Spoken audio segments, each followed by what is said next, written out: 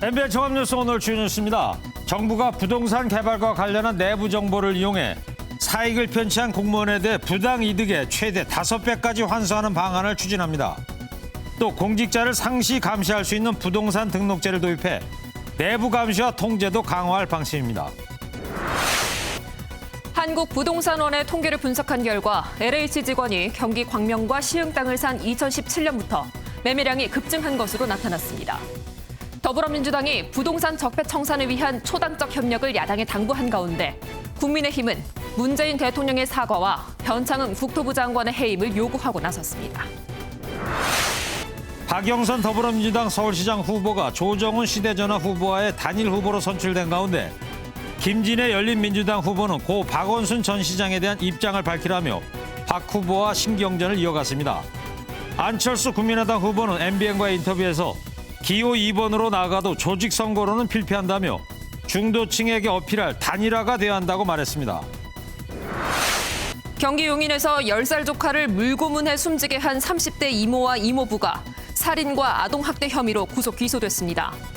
검찰 조사 결과 이모인 이모 씨는 무속인으로 조카에게 귀신이 들렸다고 믿고 귀신을 쫓기 위해 범행한 것으로 드러났습니다. 주말 영향으로 검사 건수가 2만 건 가까이 줄었는데도 신규 확진자는 이틀째 400명을 넘었습니다. 백신 접종자는 30만 명을 넘은 가운데 접종 뒤 사망자는 9명으로 늘었습니다. 국내 주요 기업들이 업종을 불문하고 환경과 사회, 기업 지배 구조의 첫 글자를 딴 ESG 경영에 열을 올리고 있습니다. ESG가 투자 척도가 되다 보니 기부부터 사회 공헌, 환경을 생각하는 추세는 바람직하지만 단순한 유행에 그칠까 우려도 나오고 있습니다. 여러분 안녕하십니까? MBN 종합뉴스입니다. 홍남기 부총리가 오늘 LH 직원들 땅 투기 의혹과 관련해서 사과를 했죠. 네. 그러면서 공무원이 내부 정보로 부당 이득을 취할 경우 최대 5배까지 환수를 하고 부동산 등록제 등 공직자 상시 감시 장치도 도입하기로 했습니다. 여태 이런 제도가 없었다니 참 만시지탄입니다만 이제라도 좀 서둘러서 도입해 주기 바랍니다. 박통일 기자가 보도합니다. 홍남기 경제부총리가 LH 직원들의 신도시 땅 투기 의혹과 관련해 먼저 고개를 숙였습니다. 최근 부동산 정책을 현장에서 집행하는 가장 공정하고 스스로에게 엄정해야 할 공공기관에서 불미스러운 일이 발생하여 참담한 심정입니다. 홍 부총리는 재발 방지 대책의 일환으로 사전 개발 정보 등을 통해 부당하게 얻은 이익을 환수하겠다고 밝혔습니다. 현 자본시장법은 중요 정보를 이용한 부당이득 환수 장치를 증권시장에만 한정하고 있습니다. 이를 부동산 시장으로도 확대할 경우 부동산에서 얻은 부당이득의 3배에서 5배까지 환수할 수 있습니다. 정부는 또 부동산 등록제 등을 도입해 내부 감시와 통제도 강화할 방침입니다. 기관 직원이 부동산을 새로 취득하거나 부동산 재산상의 변동이 있을 때 이를 신고하도록 하겠다는 겁니다. 이와 함께 중대한 일탈이 일어날 경우 기관 전체의 관리 책임을 묻도록 하고 공공기관 경영평가제 운영도 강화할 방침입니다. MBN 뉴스 박통일입니다. 홍남기 경제부총리는 세무조사 카드도 꺼내들었습니다. LH 땅 투기 의혹 관련 투기성이 확인되는 경우에 자금 출처와 탈세 여부 등도 조사하겠다고 밝힌 건데요. 3기 신도시 주택 공급 계획은 예정대로 추진하겠다고 재차 강조했습니다. 고정수 기자입니다. 홍남기 경제부총리는 대국민 담화를 통해 3기 신도시 관련 언급도 이어갔습니다. 우선 LH 직원 투기 의혹 정부조사단의 활동과 관련해 부동산 투기가 확인될 경우 수사 의뢰, 징계 조치 등 무관용 조치를 공언했습니다. 조사 실효성 제고 차원에서 세무조사 카드도 꺼냈습니다. 3기 신도시와 관련하여 투기성이 확인되는 경우 자금 출처, 탈세 여부, 그리고 대출 규정 준수 여부 등도 조사하겠습니다. 대국민 담화엔 정부 불신에 따른 주택 공급 차질을 우려한 듯 시장 안정을 위한 메시지도 포함됐습니다. 홍 부총리는 부동산 시장이 다시 흔들려서는 안 된다며 주택 공급 대책은 일정대로 추진하겠다고 밝혔습니다. 여러 논란이 있지만 오는 7월부터 예정대로 3기 신도시 사전 청약을 시작하겠다는 겁니다. 또 이에 따라 이달 안에 2사 공급대책의 후보지와 8사 대책 일환인 2차 공공재개발 후보지가 공개되고 다음 달엔 2차 신규 공공택지 입지가 발표될 예정입니다. MBN 뉴스 고정수입니다. 광명과 시흥 땅을 LH 직원들이 매입하기 시작한 때는 2017년부터입니다. 이후부터 이 지역에 토지 매매가 갑자기 늘어났습니다. 30%가 서울 거주자였다고 합니다. 박은채 기자입니다. 경기도 광명시의 한 밭입니다. 광명지구는 시흥지구와 함께 6번째 3기 신도시 지역으로 선정됐습니다. LH 직원들이 이곳 땅을 매입한 2017년 이후 토지 매매량이 크게 늘었습니다. 전년도까지 1,000필지를 밑돌았던 광명시의 토지 거래량은 4년 동안 급증세를 보였습니다. 샀는데 공매된 거를 다 경쟁해서 낙찰받았잖아. 비싸게 낙찰했어. 여기는 군대 공매인데 130만 원에 낙찰됐으니까 굉장히 비싸게 된 거잖아요. 시흥시 토지 거래량도 2017년 9,000필지를 돌파해 이전 10년간 평균 거래량을 훨씬 초과했습니다. 땅 주인이 된 사람들 가운데 대다수는 외지인이었습니다. 특히 재작년 1월부터 2년간 광명시에서 매매된 토지 가운데 서울 거주자의 매입 비중은 28%를 넘었습니다. LH 직원들이 신도시 지역의 토지를 일찍이 매입한 정황이 드러나면서 투기 의혹은 사그라들지 않고 있습니다. MBN 뉴스 박은채입니다.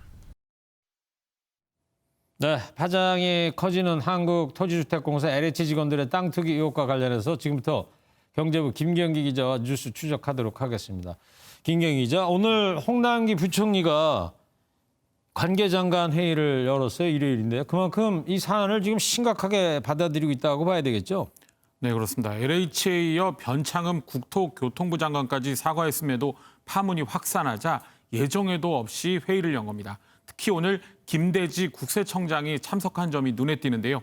땅 투기한 사실이 확인되는 경우 이들에 대한 자금 출처나 탈세 여부를 조사하는 문제를 논의하기 위했던 것으로 보입니다. 네, 예정에도 없던 회의를 오늘 한 거라고요?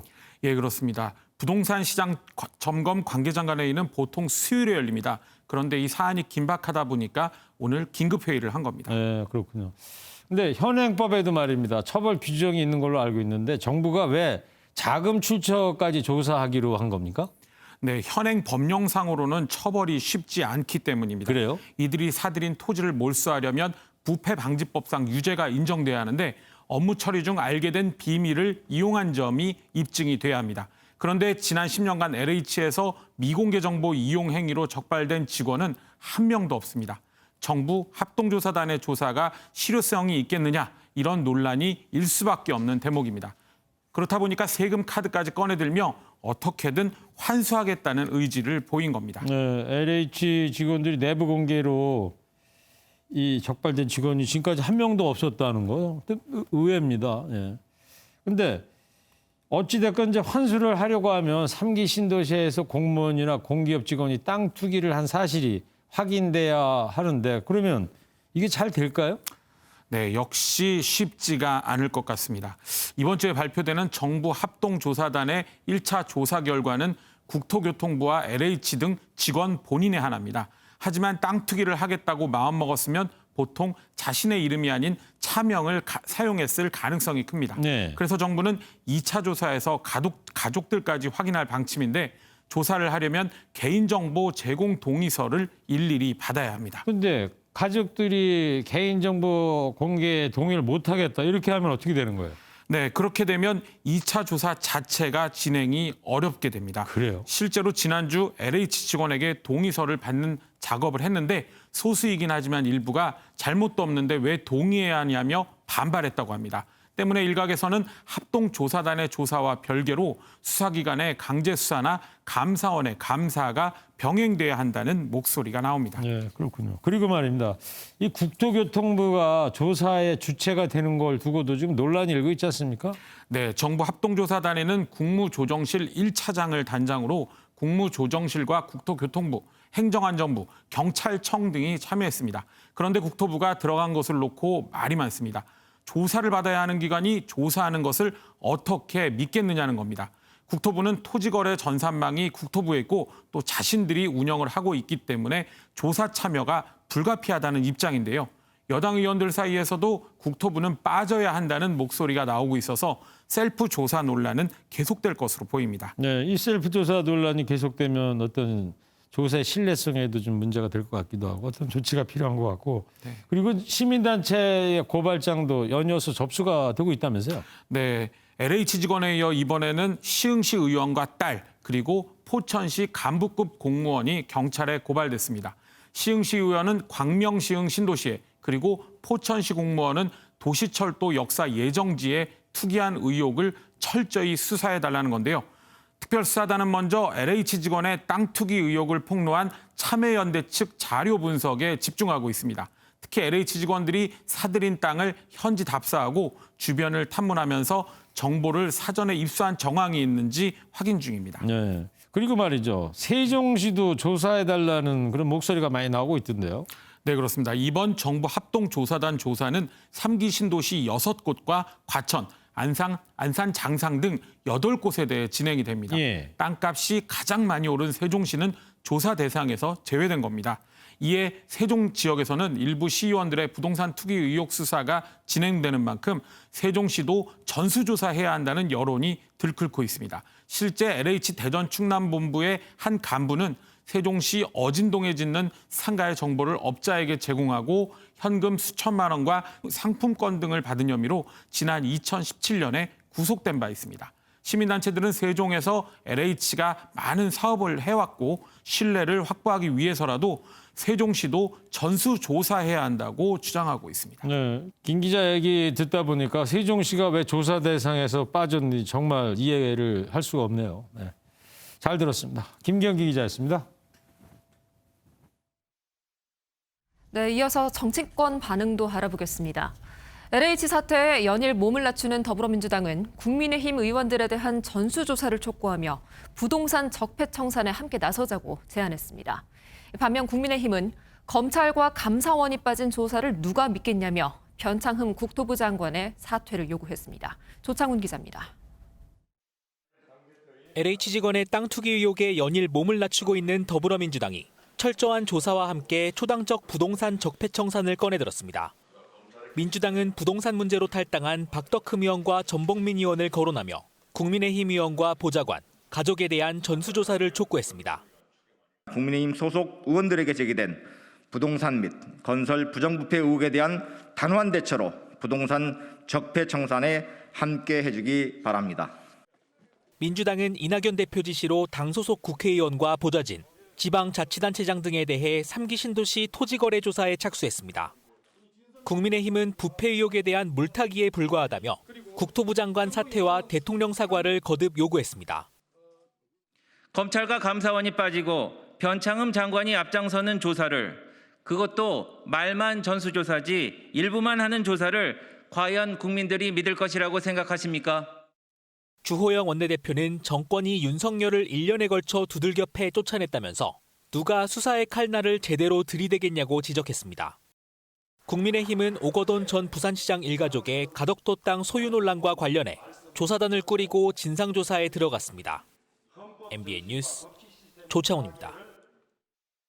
박영선 더불어민주당 서울시장 예비후보가 조정훈 시대전환 대표와의 법여권 1차 단일화 경선에서 승리했습니다. 그리고 단일화 협상을 앞둔 안철수, 오세훈 후보는 이번 주에 회동합니다. 우종환 기자입니다. 박영선 더불어민주당 서울시장 예비후보가 1차 단일화 여론조사에서 조정훈 시대전환 예비후보에 승리했습니다.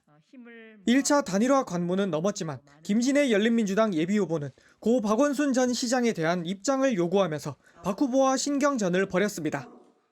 보궐선거가 박원순 전임 시장의 유고로 인해서 치러지는 만큼 이에 대한 입장을 밝히는 것은 정치인으로서, 특히 여성 후보로서 기본 의무라 생각합니다.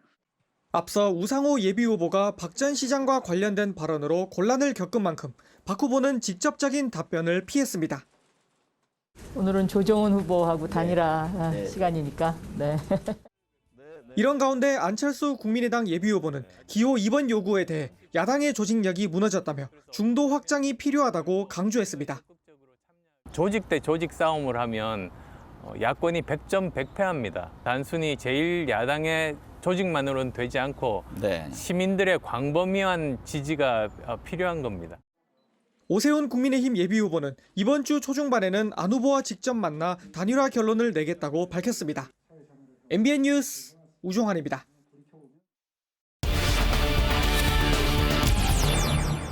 윤석열 전 검찰총장 행보에 연일 관심이 쏟아지는 가운데 윤 전 총장이 사흘 만에 모습을 드러냈습니다.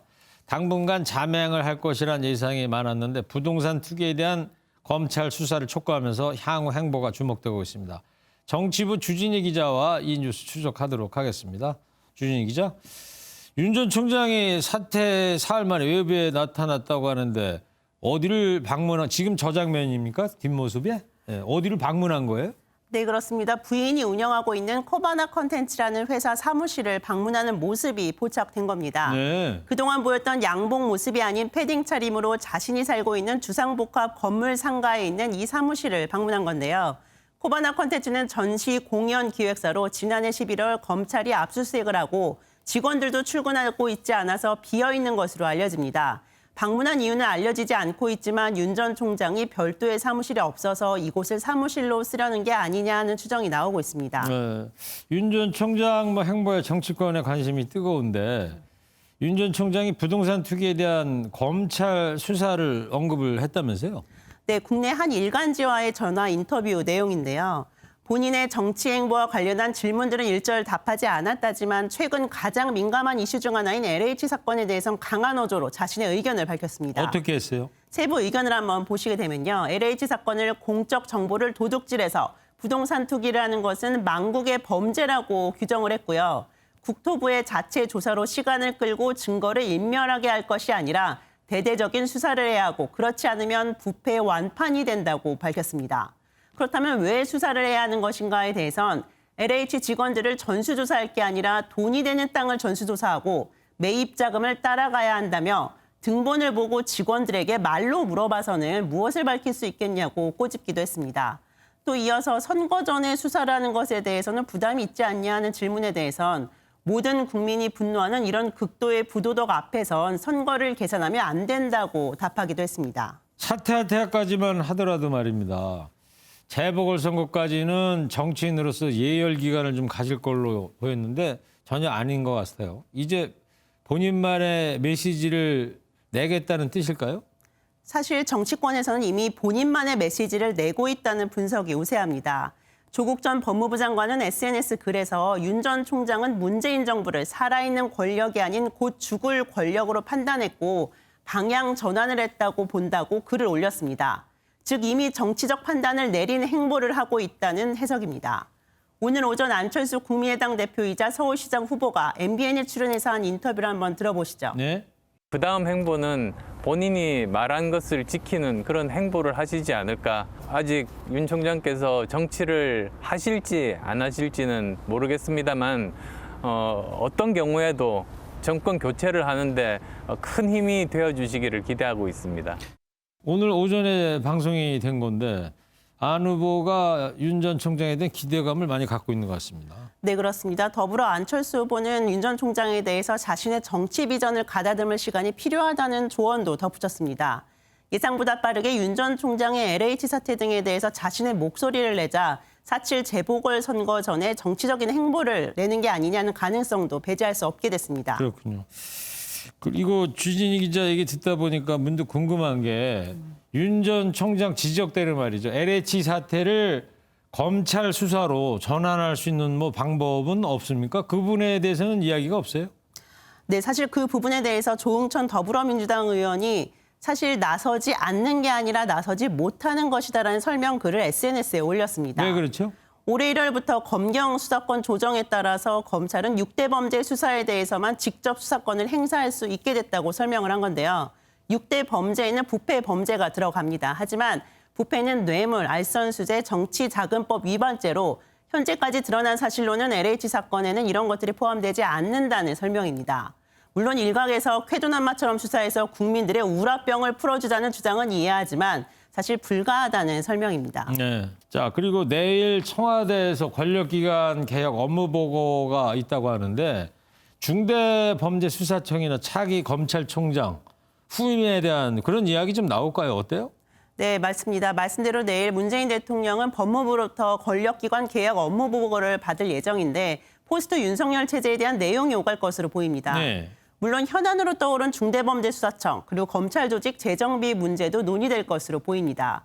내일은 또 검찰 내부 불안을 잠재우기 위한 조남관 총장 대행 체제로 전국 고검장 회의도 열릴 예정입니다. 이런 가운데 검찰은 이번 주 안에 검찰총장 후보 추천위원회 구성을 마무리할 계획인 것으로도 알려진 상황입니다. 현재까지는 이성용 지검장이 유력하다고 보고 있는데 여권에서는 비검찰 출신 검찰총장 이야기도 나오고 있어서 조금 더 상황은 지켜봐야 할 것으로 보입니다. 네, 자 내일 상황 지켜봐야 될 것 같습니다. 네. 자 주진희 기자였습니다. 네, 다음 소식입니다. 경북 구미에서 부부싸움 도중에 50대 남편이 30대 아내를 살해하는 일이 벌어졌습니다. 숨진 아내는 동남아 출신으로 두 사람은 최근에 혼인을 했는데 언어 소통이 되지 않아서 자주 다툰 것으로 알려졌습니다. 심우영 기자입니다. 경북 구미시의 한 아파트입니다. 어제 오후 8시 58분쯤 이 아파트에 사는 30대 여성이 흉기에 찔려 숨졌습니다. 범인은 다름 아닌 50대 남편이었습니다. 부부싸움을 하다 홧김에 아내를 마구 때리고는 집에 있던 흉기로 살해했습니다. 남편은 범행 후 경찰에 자수했습니다. 부부싸움 중에서 의견 안 맞아가지고 갑자기 격분해가지고 치고받고 하다가 일어난 것. 숨진 아내는 동남아 출신으로 최근 남편과 혼인신고를 한 것으로 확인됐습니다. 두 사람은 의사소통이 제대로 되지 않아 평소에도 자주 다툰 것으로 알려졌습니다. 나도 싸우고 경찰에 신고하고 막 소리 지르고 뭘 이렇게 막 던지는 소리가 나고 그랬었어요. 경찰은 정확한 범행 동기 등을 조사한 뒤 남편에 대해 구속영장을 신청할 계획입니다. MBN 뉴스 심우영입니다. 10살 된 어린 조카에게 물고문을 하는 등 잔인한 학대로 숨지게 한 이모 부부가 재판에 넘겨졌는데 또 다른 학대 사실이 확인됐습니다. 이모는 무속인으로 조카에게 들린 귀신을 쫓겠다면서 개의 배설물까지 먹이려 강요한 것으로 드러났습니다. 정주영 기자입니다. 경기 용인시의 한 아파트에서 10살 조카를 물고문해 숨지게 한 혐의를 받는 30대 이모 부부. 영장 실질 심사 과정에서 모습을 드러낸 이들 부부는 죄송하다고만 짧게 말했습니다. 언제부터 학대했습니까? 검찰은 구속된 이들 부부에게 살인과 아동학대 등의 혐의를 적용해 재판에 넘겼습니다. 검찰 수사 결과 이모 씨는 무속인이었는데 조카에게 귀신이 들렸다며 지난해 12월부터 빗자루 등으로 14차례 조카를 무차별 폭행한 걸로 드러났습니다. 부부는 끔찍한 학대 과정을 여러 차례 촬영했고 저장된 동영상엔 귀신을 쫓아야 한다는 이모의 음성이 담긴 걸로 파악됐습니다. 또 올해 1월 20일에는 조카에게 자신들이 키우던 개의 배설물을 강제로 핥도록 강요한 걸로 조사됐습니다. 검찰은 갈비뼈가 부러져 제대로 걷지도 못하는 조카의 손발을 묶은 뒤 물을 채운 욕조에 머리를 집어넣는 물고문을 반복했다며 부검 결과 속발성 쇼크와 익사라고 밝혔습니다. 검찰은 또 딸에게 들린 귀신을 쫓는 데 쓰라며 복숭아 나뭇가지를 건넨 친모를 상대로도 방임 혐의를 수사하고 있습니다. MBN 뉴스 정주영입니다. 전남 보성하면 녹차의 고장이죠. 사시사철 초록물결로 장관을 이루는 곳인데 올해는 이렇게 보시다시피 마치 단풍이 든 것 마냥 불긋불긋합니다. 이제 곧 어린 녹찻잎이 돋아날 때인데 무슨 사정인지 정치훈 기자가 알아봤습니다. 전남 보성의 녹차밭입니다. 차밭 곳곳이 붉게 얼룩졌습니다. 가까이 보니 잎뿐만 아니라 가지도 마치 낙엽처럼 말라 부스러집니다. 1년생 녹차 묘목은 아예 뿌리까지 말라 새로 심어야 할 판입니다. 상록수인 녹차는 새봄이 되면 연록빛으로 물들지만 올해는 마치 단풍이 든 것 같습니다. 녹차는 추위에 잘 견디는 작목이지만 지난 1월 일주일 가까이 기온이 영하 7도 아래로 떨어져 냉해를 피하지 못한 겁니다. 골짜기 찬바람이 몰아친 해발 400m 부근의 녹차밭에 피해가 집중됐습니다. 피해는 보성 녹차밭의 20%인 축구장 190여 개 면적. 피해는 더 커질 전망입니다. 한 달 후면 연중 가장 좋은 품질인 우전 녹차가 생산돼야 하지만 올해는 기대하기 어렵게 됐습니다. 날씨가 이제 따뜻해질수록 좀 더 이렇게 더 지켜봐야 되죠. 이대로라면은 아마 거의 힘들지 않겠냐 싶습니다. 녹차 농가의 재보험 가입률은 25%. 코로나19 여파로 녹차 수요마저 준 가운데 농가는 시름 하나가 더 늘었습니다. MBN 뉴스 정춘우입니다. 보이스피싱 수법이 갈수록 교묘해지는 상황에서 이번에는 70대 어르신에게 대출금을 미끼로 접근한 보이스피싱범이 경찰에 붙잡혔습니다. 저희가 늘 보도로 전해드립니다만 금융기관은 어떤 경우에도 전화상으로 입금을 요구하지 않는다는 점 꼭 기억하셔야겠습니다. 김민수 기자의 단독 보도입니다. 서울 동작구의 한 전자제품 매장 앞입니다. 지난 2일 중국 국적의 20대 보이스피싱 조직원이 70대 피해자와 만나기로 한 장소입니다. 이곳에서 현금 1,000만 원을 가로채려고 했던 피의자는 신고를 받고 출동한 경찰에게 붙잡혔습니다. 피해자는 1억 원을 대출받은 74살 여성이었는데 보이스피싱 조직은 대환 대출을 해주는 대신 5천만 원을 먼저 입금하라고 요구했습니다. 지난달 26일 4천만 원을 먼저 입금한 피해자는 나머지 1,000만 원을 현금으로 달라는 말에 보이스피싱 범죄를 의심하고 경찰에 신고했습니다. 보이스피싱 조직원을 붙잡긴 했지만 피해자는 앞서 입금한 4천만 원을 되찾지 못한 것으로 알려졌습니다.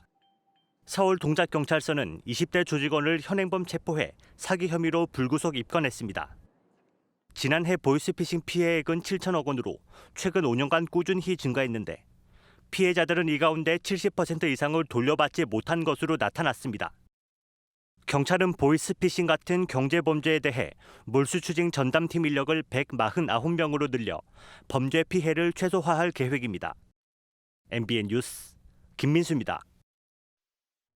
방역당국이 코로나19 유행과 관련해 정체 상태라고 판단하면서도 유행 확대 가능성을 경고했습니다.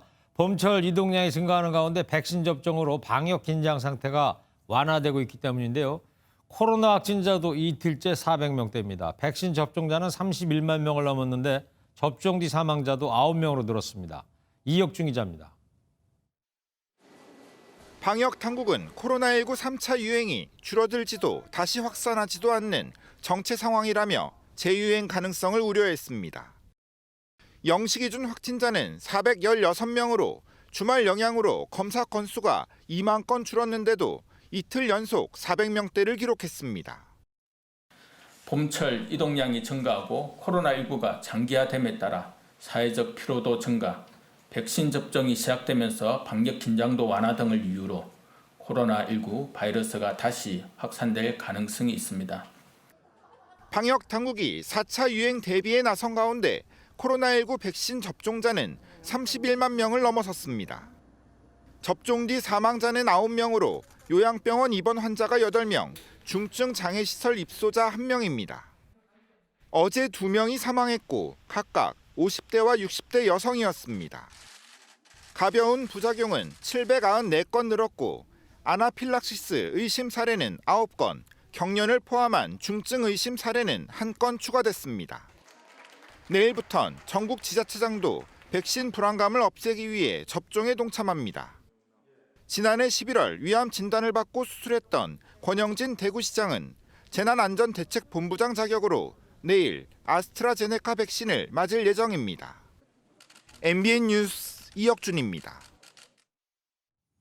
도쿄올림픽을 앞두고 일본은 백신 확보가 절실한 상황입니다. 그래서 파이자와 도입 협상을 했는데 바가지 썼답니다.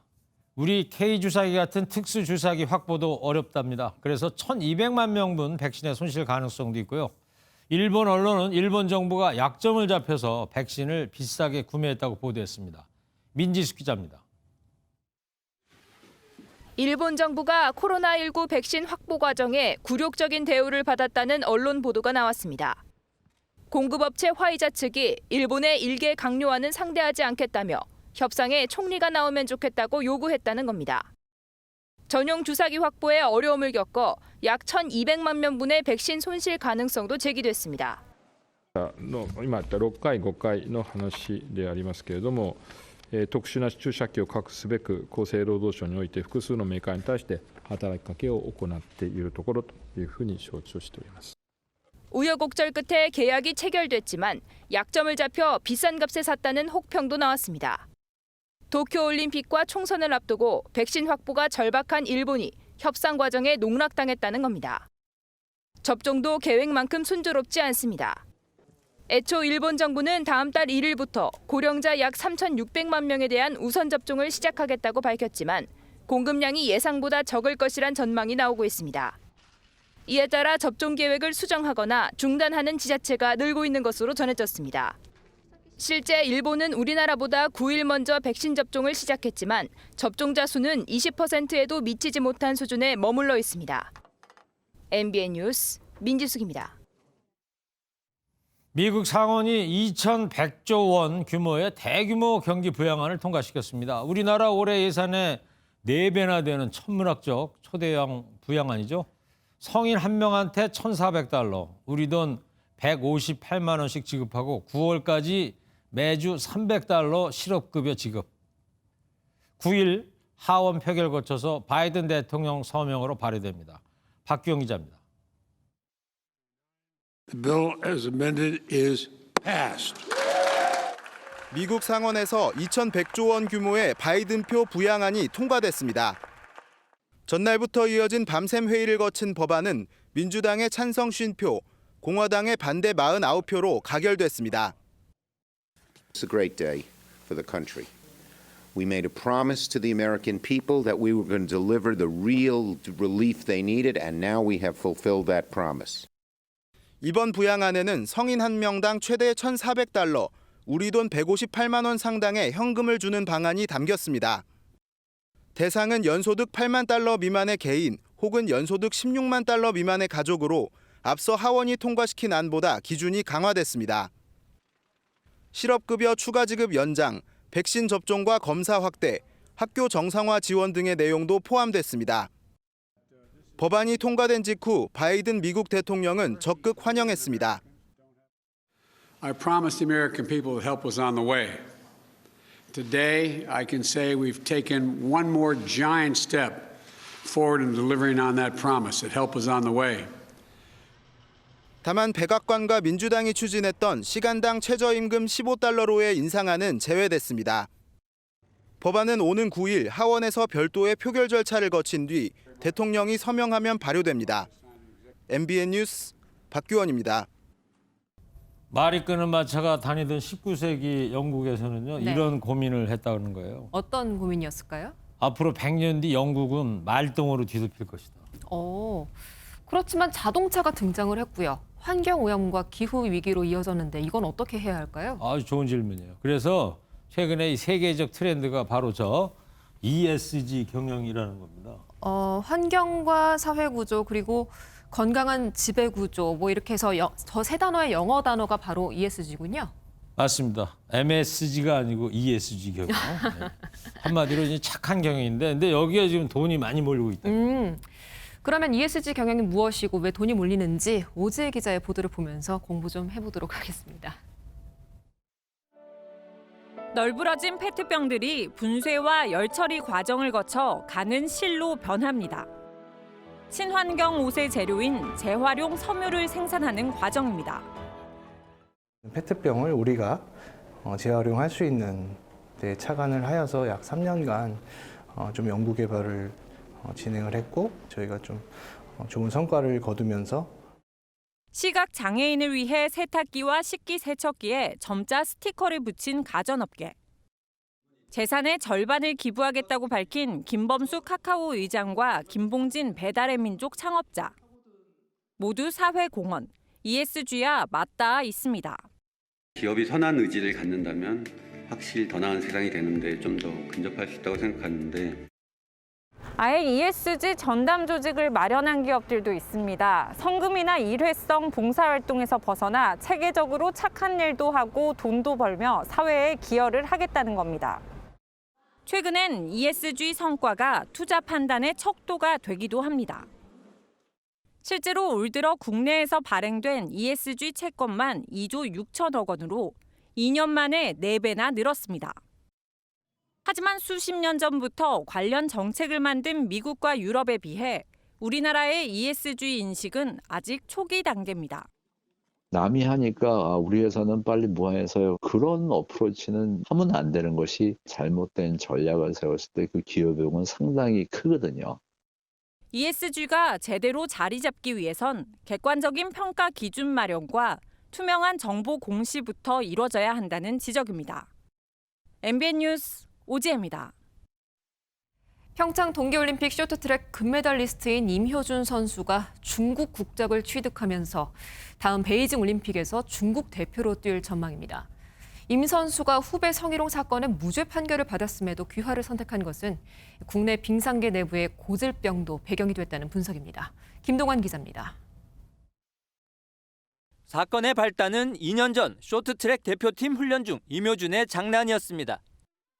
암벽을 오르던 후배 황대현의 바지를 내렸는데 엉덩이가 노출되는 바람에 수치심을 느낀 황대현이 임효준을 성추행으로 고소한 겁니다. 임효준은 빙상연맹으로부터 자격정지 1년 징계를 받았고 1심에서 유죄 판결로 벌금형을 받았습니다. 하지만 지난해 11월 항소심에서 무죄 판결을 받아 대표팀 복귀의 길이 열린 터에 갑자기 중국 귀화 사실이 알려져 충격을 줬습니다. 임효준의 소속사는 대법원에서 다시 판결이 뒤집히면 올림픽 2연패의 꿈을 이룰 수 없어 고민 끝에 중국 귀화를 택했다고 해명했습니다. 설사 무죄가 확정되더라도 이미 둘 사이는 회복 불능이고 대표팀도 양쪽으로 갈라져 정상적인 훈련이 어려웠다는 평가입니다. 오랫동안 경쟁 관계였던 두 선수와 부모를 중심으로 한 대표팀 내 갈등과 반목이 심각하다는 겁니다. 어릴 때부터 맺혀온 이 경쟁사에서 맺혀온 오해들이 그런 것들이 좀 쌓여 있었던 것 같고 이거 어른들이 망친 거야. 더 큰 문제는 임효준의 귀화로 중국 쇼트트랙이 평창올림픽 대표팀 사령탑이었던 김선태 총감독과 파벌 싸움에 밀려 러시아로 귀화한 안현수 코치와 함께 극명한 반한국팀을 꾸린 겁니다. 걸핏하면 문제를 일으키고 경쟁국 귀화로 귀결되는 한국 쇼트트랙의 고질병이 제 발목 잡기를 반복하고 있습니다. MBN 뉴스 김동환입니다. 합동참모본부는 내일부터 9일간 한미연합지휘소 훈련을 한다고 밝혔습니다. 이번 훈련은 코로나19로 야외 기동훈련이 빠지는 등 훈련 규모가 축소되고 전시작전 통제권 전환을 위한 완전 운용 능력 검증 평가는 다음 훈련으로 미뤄졌습니다.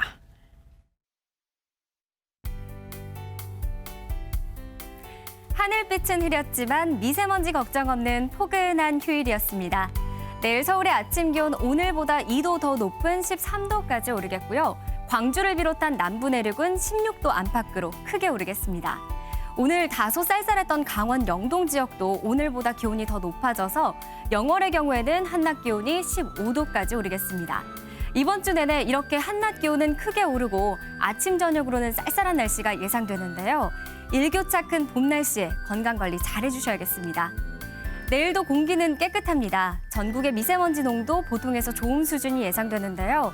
다만 수도권과 충청, 세종과 전북은 밤에 일시적으로 나쁨 수준을 보이겠습니다. 이들 지역은 대기가 정체되면서 미세먼지 농도가 모레까지 짙어질 가능성이 있습니다.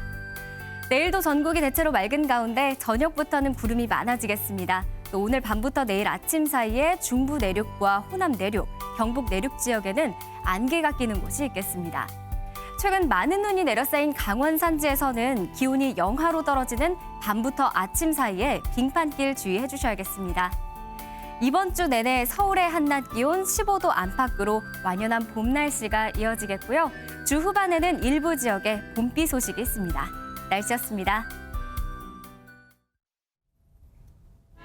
네, 서울, 부산 등 재보궐선거가 4월 7일이죠? 네, 한 달 남았습니다. 그런데 선거일이 무슨 요일인지 혹시 아세요? 써 있잖아요, 수요일이라고. 맞아요, 수요일입니다. 그 수요일 날인데 4월 7일 공휴일이겠죠, 그럼 당연히. 땡! 아닙니다. 공휴일이 아니에요. 왜요? 선거하는 날인데? 임기 만료로 인한 선거가 아니라 재보궐선거라서 선거일이 공휴일이 아니라고 합니다. 한쪽 박사십니다. 감사합니다. 네, 그럼 MBN 종합뉴스 여기서 모두 마치도록 하겠습니다. 시청해주신 여러분, 활기찬 한 주 맞이하시기 바랍니다. 고맙습니다.